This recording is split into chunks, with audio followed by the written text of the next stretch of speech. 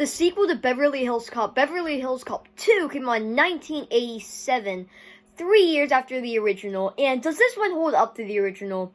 Yes. And I do think that this can easily go into the book of one of the best movie sequels ever. Because there's a lot of scenarios where you'll have the original, it's this amazing movie, like Beverly Hills Cop. And then you'll have the second one, maybe it's not as good. So you're kind of worried about, like, hey, will this be as good? This one is as good, if not a little bit better. Because there are some things that were in the first one that I felt like could have been done a little bit better. And then they were expanded upon and changed a little bit in this movie.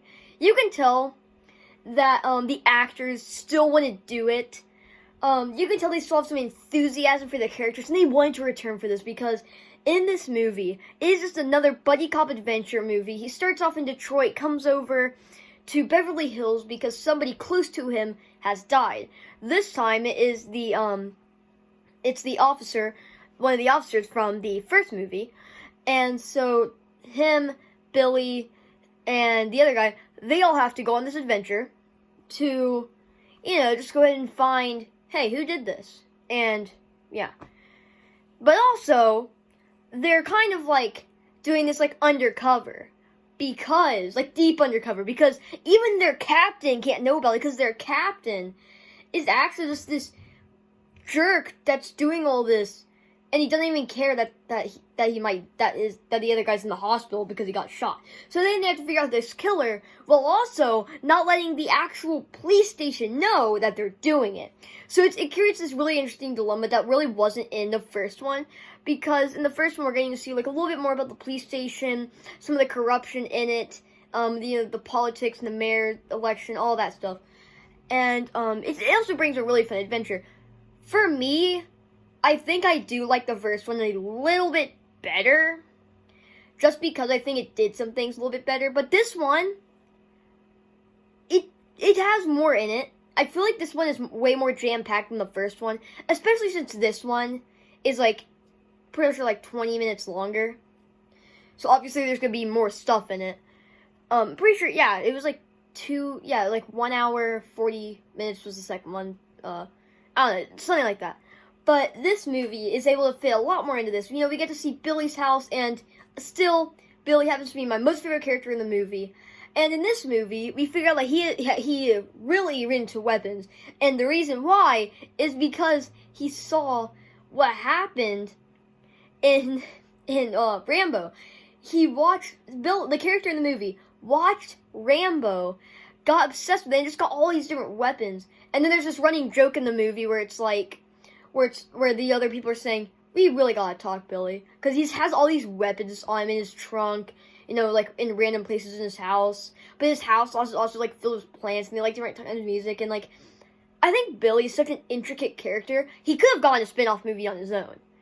But not to where he's the only character, but like, to where other characters would take a side role to Billy. I think that would 100% work. But the actor's a little bit older now, so maybe they won't do that. Anyways, so eventually figure out who the killer is. It's this whole operation. There's racing, there's espionage, there's horse racing, guns, whole bunch of stuff. And the final sequence in this movie is undoubtedly way better than what they did in the first one. Because in the first one, I feel like it was cool, and it reminded me a lot of Scarface. But this one, it's just on a whole different level of, like, action, explosions, and, Billy uses his arsenal that he happens to have in his trunk. I don't know. And then just everybody gets their guns. They're blowing up oil rigs. There's, like, freaking trucks blowing up. There's, people blowing up. It's crazy. And eventually they get the villains, caught, and the evil captain that works at the police station is fired.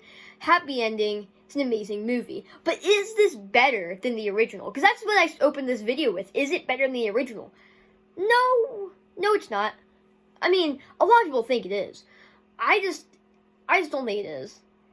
Well, yeah, no, not really. Because you have, the first one, this amazing movie, and then you have the second one, which is like, I think Beverly Hills Cop is like a movie that it's hard to replace in terms of quality. So when you try to, it just doesn't really pan out. So, yeah, that is my review of Beverly Hills Cop 2. What do you guys think about the movie? Do you think it's better than the original? And so, yeah, I'll see you in the next one. Goodbye.